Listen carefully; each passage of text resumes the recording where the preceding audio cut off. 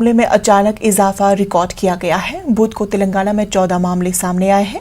रियासत में ओमिक्रॉन के मामले 38 हो गए हैं। महकमे सेहत ने कहा कि तेलंगाना के जिला राजनाथ सिरीसेला के मस्ताबाद जोन के गोडम गांव में 14 ताजा मामले दर्ज किए गए हैं।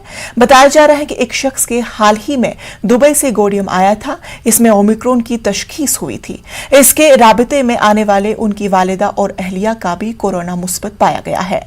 इसी पस मंजर में गांव के लोगों ने आलमी वबा को मजीद फैलने से रोकने के लिए एक बड़ा फैसला किया।